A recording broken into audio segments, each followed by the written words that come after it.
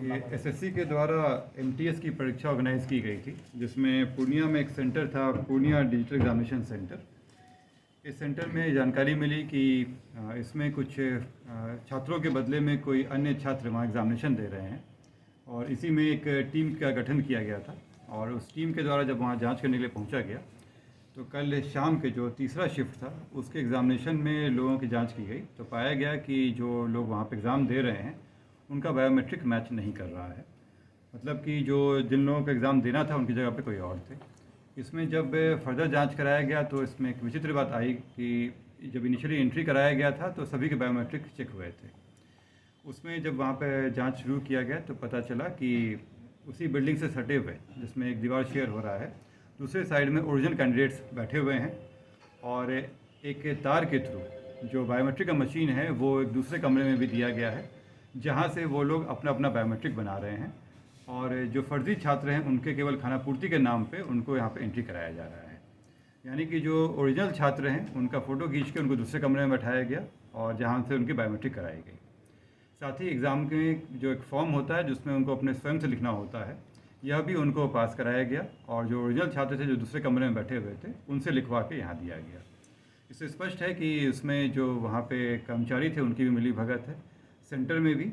और जो वहाँ पकड़ाए लोग हैं उन लोगों से बात से पता चला कि ये कुछ दिनों से चल रहा था, और कुछ जो फर्जी कैंडिडेट जो एग्ज़ाम देने आए हुए थे वो कई शिफ्ट में यहाँ बैठ चुके हैं। इसमें फ़िलहाल वहाँ से हम लोग के द्वारा करीब 35 लोगों की गिरफ्तारी की गई है, जिसमें से 7 कर्मचारी हैं, 14 हैं जो अन्य फर्जी लोग अन्य लोगों के लिए एग्ज़ाम लिखने के लिए आए हुए थे वहाँ सेंटर से, और बाकी जो कैंडिडेट थे दूसरे कमरे में रखे गए थे।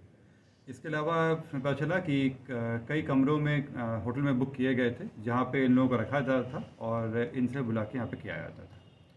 इसके अलावा जब हम लोग जांच की तो पता चला कि एसएससी के द्वारा एक उड़न दस्ता भी बनाया जाता है जो आके चेक करता है उसमें, लेकिन उसकी भी गतिविधि संदिग्ध पाई गई कि वो आए और आधा घंटा में ही वापस चले गए।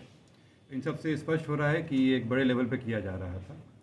इसमें काफ़ी मात्रा में आप देख सकते हैं वो सेंटर पे जो नेटवर्किंग वगैरह किया गया था जो कंप्यूटर के द्वारा रहता है, उसके वो भी मानक के अनुसार नहीं था, उसमें भी छेड़खानी की गई थी, और उसमें भी कनेक्शंस लगाए गए थे जो नहीं होने चाहिए थे। इसके अलावा इसमें वहाँ पे जो बरामद सामान हुए हैं उसमें से 3 लैपटॉप हैं, 4,20,000 रुपये नकद पाया गया है, 18 मोबाइल, 2 दोपहिया वाहन, 2 4 पहिया वाहन, वाईफाई, ब्लैंक चेक, सीपीयू और अन्य जो गैजेट हैं वो पाए गए हैं। साथ ही कई कैंडिडेट्स के प्रवेश पत्र और मूल कागजात भी पाए गए हैं इसमें, और इस पर हम लोग अभी अनुसंधान जारी है, इसमें अनुसंधान शुरू हो गया है। साइबर थाना में ये केस दर्ज कराया गया है। इसमें फ्रॉड फर्जीवाड़े के साथ साथ आईटी एक्ट भी लगा है, और पब्लिक एग्जामिनेशन प्रिवेंशन एक्ट 2024 भी इसमें लगाया गया है। इसमें 35 लोगों की गिरफ्तारी हुई है। इसमें एक एग्रीमेंट भी हम लोगों को मिला है, जिसमें जो सेंटर को चला रहे थे उनके द्वारा एग्रीमेंट कराया गया था, उस एग्रीमेंट में भी लोगों को कराया जा रहा है। ये एग्रीमेंट कराने वाले विभिन्न जगहों के थे, उसमें से एक व्यक्ति शेखपुरा के बरबीघा का, एक व्यक्ति वैशाली का, एक नालंदा का और एक पटना का पाया गया है। उसमें जो लोग जाँच कर रहे हैं। साथ ही इसमें कटिहार का एक व्यक्ति है, उसकी भी प्रमुख भूमिका बताई जा रही है। उसमें जो पकड़ाए व्यक्ति हैं उसमें से ज़्यादातर लोग जो फर्जी वाले में आए हुए थे वो वैशाली से, पटना से और नालंदा जिला से थे। जो मुख्य संचालक है लिखा हुआ था सर? एग्रीमेंट तो इसमें है कि वो उसको लीज पे ले रहे हैं सेंटर में, और जो उसमें मुख्य संचालक बताया जा रहा है वो पटना के और कटिहार के व्यक्ति। ये लोग कब से सर यहाँ पे? ये बताया गया कि सेंटर अगस्त से शायद चालू था, लेकिन वो अभी कंफर्मेशन नहीं हुआ है इस चीज़ का। तो ये रुपये क्या मतलब जो परीक्षा दिलाने के नाम बिल्कुल बिल्कुल, इसमें जैसे बताया कि पूरा एक गिरोह बना के किए हुए थे ये लोग, और बुला के यहाँ पे सेंटर, क्योंकि आप खुद देख सकते हैं कि जो आसपास के क्षेत्र के लोग नहीं हैं, जबकि दूर के लोग आके यहाँ सेंटर ले रहे हैं, जबकि वो अपने पास के भी पे ले सकते थे। इससे स्पष्ट है कि ये किस तरह का चल रहा था इसमें। और इसमें जो कैंडिडेट से बात हुई तो उनसे पता चला कि ये पूरे कराने का उनसे बात की गई थी, तो 10.5 लाख रुपये पर कैंडिडेट के हिसाब से बात की गई थी, जिसमें से ये गाड़ी से हम लोग रिकवर किए हैं कुछ कैश, और बाकी पे हम लोग लगे हुए हैं। जो मेन सरगना है वो हम लोग टारगेट में लिए हुए हैं, उसकी जल्दी गिरफ्तारी कर लेंगे। मेन सरगना कौन हुआ सर? हाँ, कटिहार का है रोशन। सर इसमें जो टीम था क्या उसको क्या अवार्ड भी मिल रहा है? निश्चित रूप से ये इतनी बड़ी एग्जामिनेशन वाला में साथ ग्रोथ धंधा चल रहा था, और इस टीम के द्वारा कार्य किया गया है। इस टीम को निश्चित रूप से इसमें रिवॉर्ड दिलवाया जाएगा और बहुत ही प्रशंसनीय कार्य इनके द्वारा किया गया है। ये किस तरह के जॉब का ये चल रहा था? तो MTS के लिए था ये, MTS के लिए। सर इसमें एडवांस के तौर पर राशि कितना दिया गया था स्टूडेंट्स से?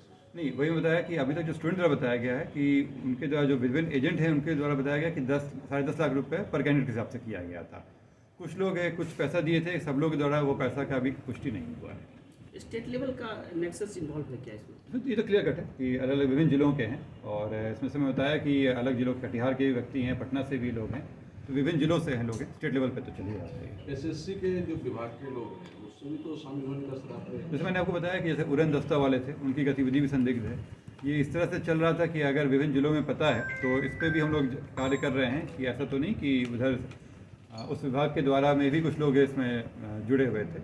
इस पर भी हम लोग कार्य चल रहा है अभी। इस पर जब एविडेंस आएगा तो कार्रवाई करेंगे। आगे भी इस सेंटर पे परीक्षाएं होनी थी तो क्या अब जैसे आज था, क्योंकि कल इतनी बड़ी उसमें रेड वगैरह हुआ था, उसको सील करा दिया गया है। तो फिलहाल तो अभी जब तक एविडेंस कलेक्शन नहीं आता है ये सेंटर सील रहेगा।